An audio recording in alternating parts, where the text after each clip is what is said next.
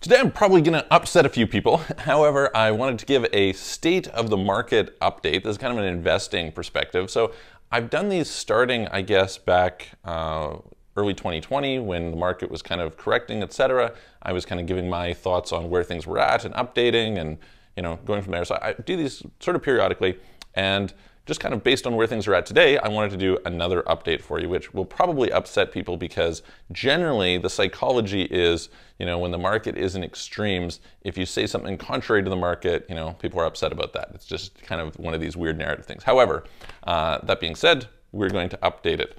If you're at all interested in these subjects of investing, of moving international, etc., please feel free to reach out to me. You can book a call. Calendly.com/Michael-Rosmer. Hit the subscribe button, nail the notification bell, make sure you don't miss out on any of our videos. Check out our websites, offshorecitizen.net, offshorecapitalist.com. And if you're at all interested in hearing some other kind of interesting global topics, etc., I have another channel, the Solutions Podcast. You can go check it out. And yeah, let's carry on.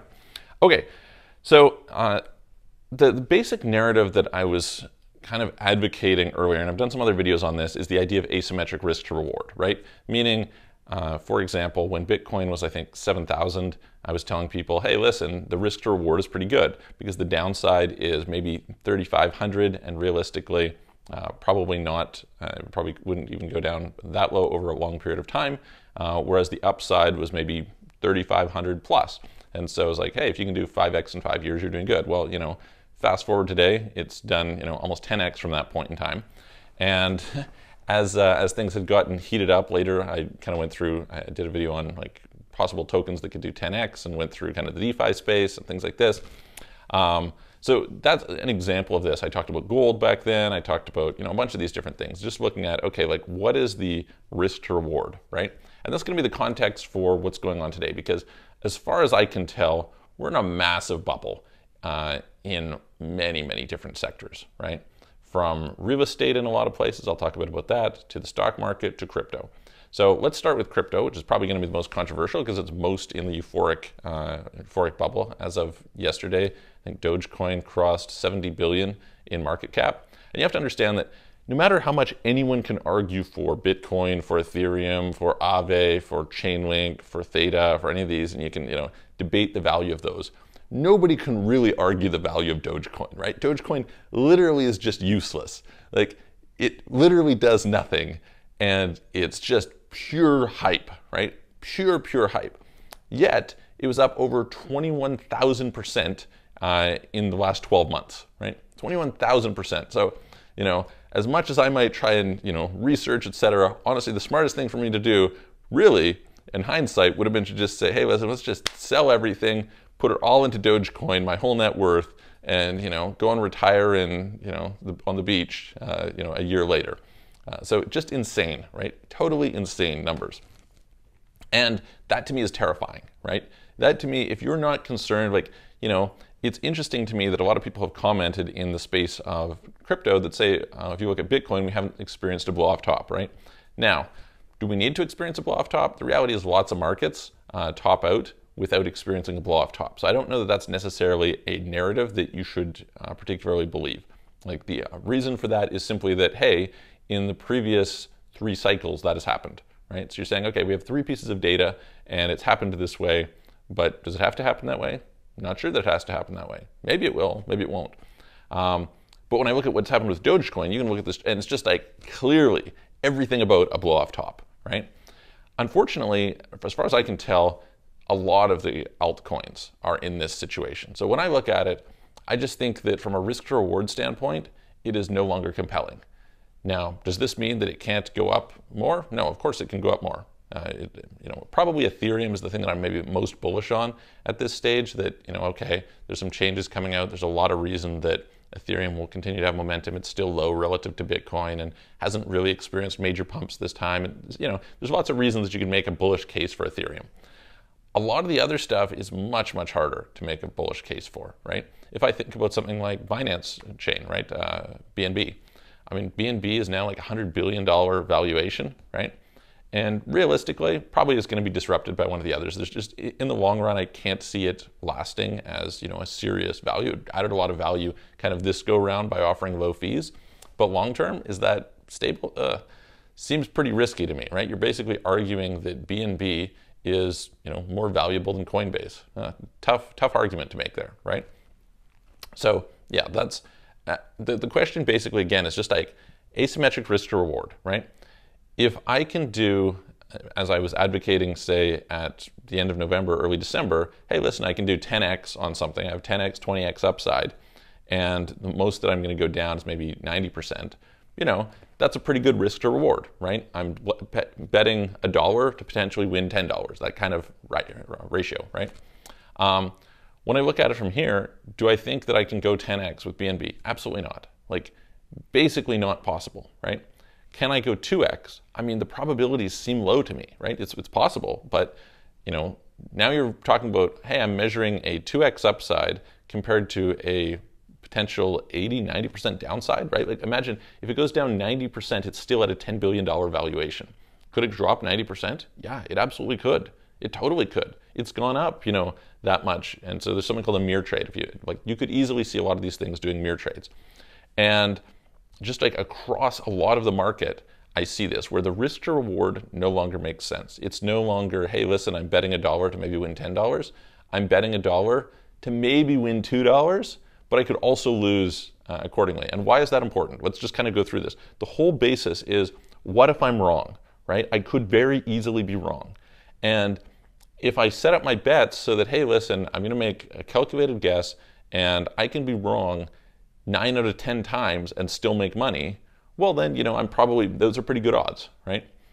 If I'm in a situation where, hey, listen, I have to be right more than 50% of the time, you're starting to get more iffy, right?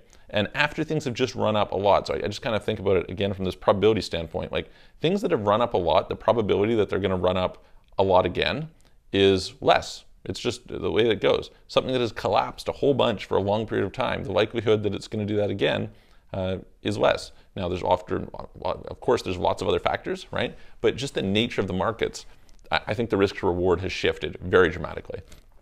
And so I'm personally sitting mostly, I've sold a lot of different things off, so I'm largely in cash.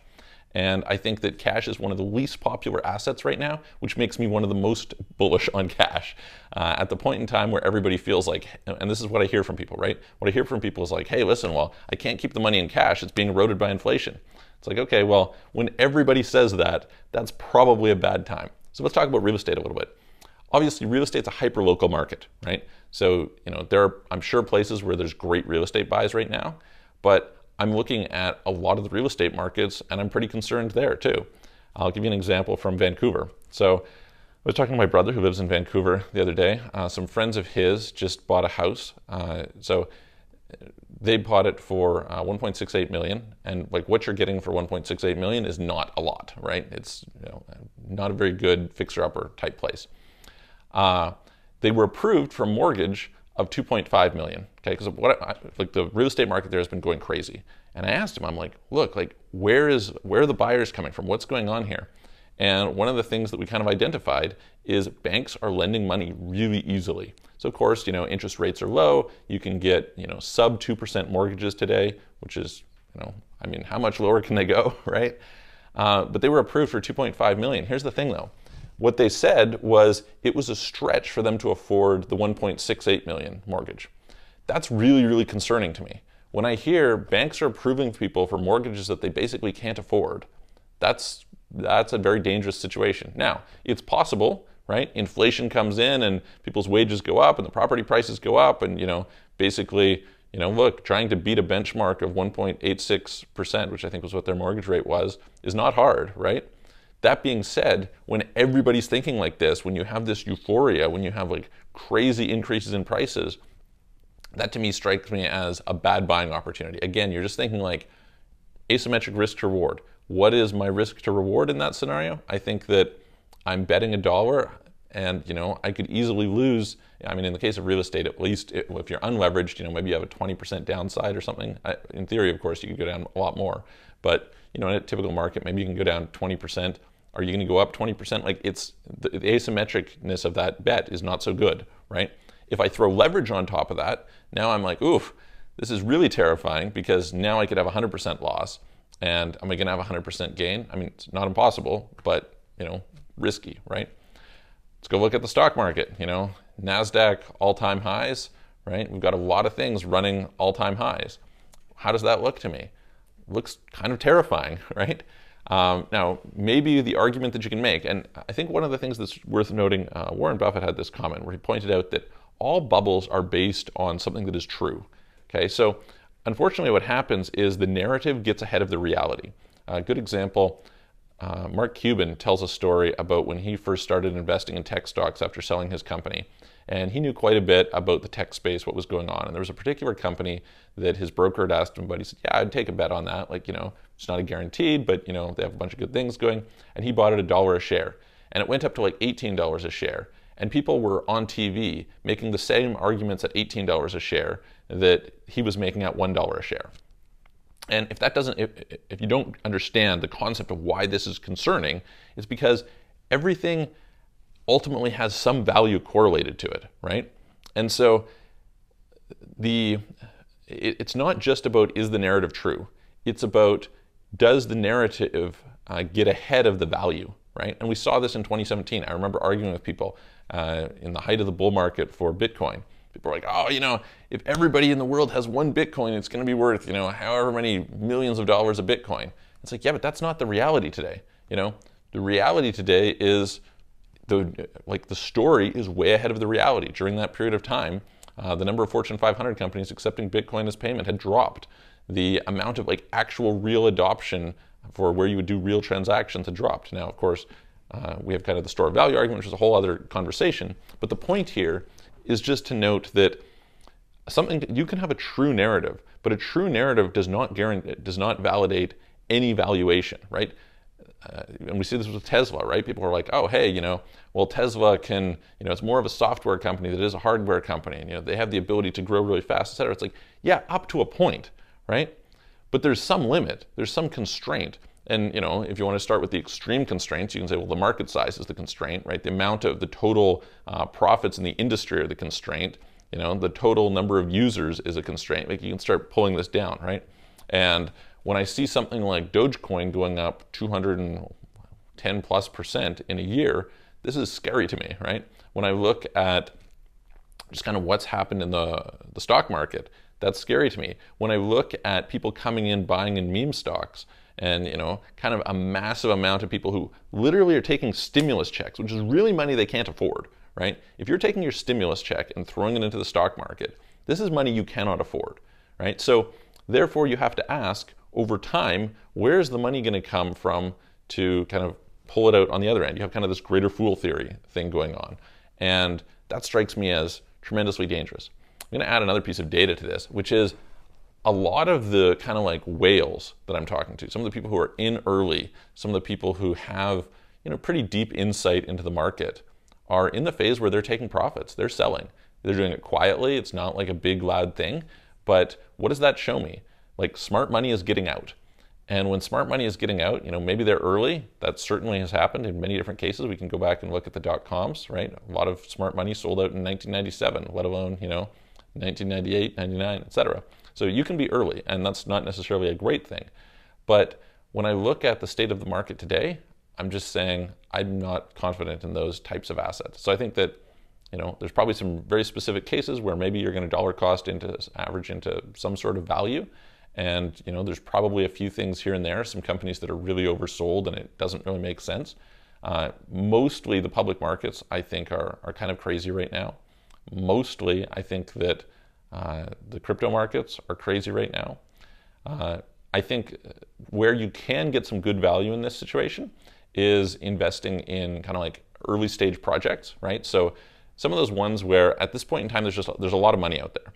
And so if a project hasn't yet pumped, there's a lot of money to go pump it. And so being involved in that, I'll make some bets over the next little while into some projects that friends are doing and clients are doing, et cetera, because I think there's good upside there potentially, just because of the environment of all this money. But the general market, I think, is very hard to advocate. Now, that being said, of course, I don't think bonds are a good bet right now. I think they're terrible. I've mentioned before, litigation finance is super interesting to me right now. So that's something that has uncorrelated, putting a portion of my portfolio maybe like 10, 20% on the tops, maybe 10, 15, whatever in there is interesting. I'm not too worried about gold or some of the other commodities. Some people have mentioned uranium, silver, things like this. I think you can make arguments for some of those other commodities having some basis that might be interesting. So definitely there's some opportunities there that haven't gone crazy, but could still go crazy. You probably don't have that much downside in them. So you can kind of go that route. But I do think that right now is a good time to have a bunch of cash. And the reason for this is anytime you have this kind of euphoria, it's a signal that often there could be a good buying opportunity. And I don't think that there's a good shorting opportunity yet. To me, the risk to reward on shorting, like you could easily get destroyed at this stage of shorting.